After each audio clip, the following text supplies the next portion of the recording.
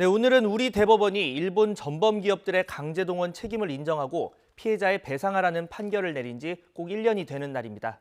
하지만 일본 정부는 오히려 이 판결에 불만을 나타내면서 경제 보복에 나서서 한일 관계가 최악의 상황을 맞이하고 있는데요. 서울 도심 곳곳에서 아베 내각의 이런 처사에 대한 규탄 시위가 잇따르고 있습니다.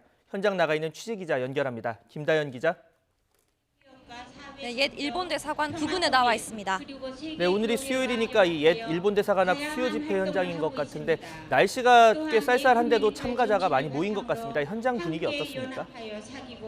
네, 제 뒤로 손팻말을 들고 앉아있는 참가자들이 보이실 텐데요.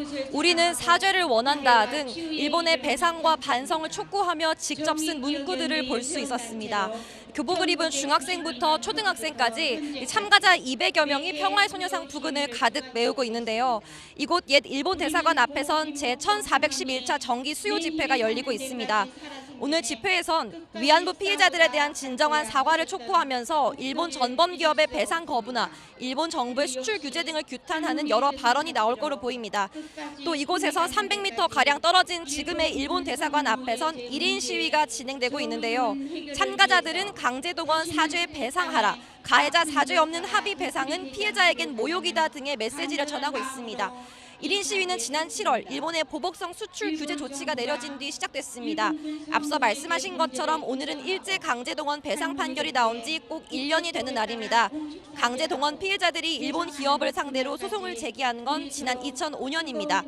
4명이 신일본 제철을 상대로 소송을 낸 건데 긴 싸움 끝에 대법원은 피해자들에게 1억 원씩 배상하라는 판결을 내렸습니다. 시위 참가자들은 소송에서 이겼음에도 배상도 못 받은 채 세상을 떠난 피해자들을 위해서라도 이 배상 문제를 꼭 해결하겠다는 의지를 밝히고 있습니다. 네, 이 시간에는 네, 수요 집회 이외에도 어떤 집회들이 더 예정돼 있는지도 알아볼까요?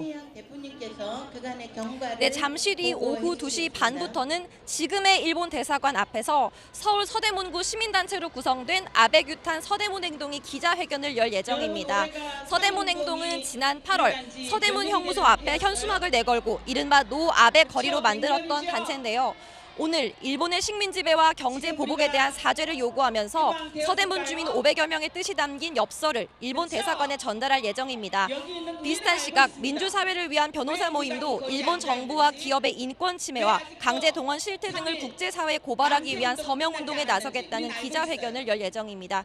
이렇게 오늘 하루 도심 곳곳에선 일본 정부의 사죄와 배상을 촉구하는 시민들의 목소리가 계속 이어질 걸로 보입니다. 지금까지 수요 집회가 열리고 있는 옛 일본 대사관 부근에서 YTN 김다연입니다.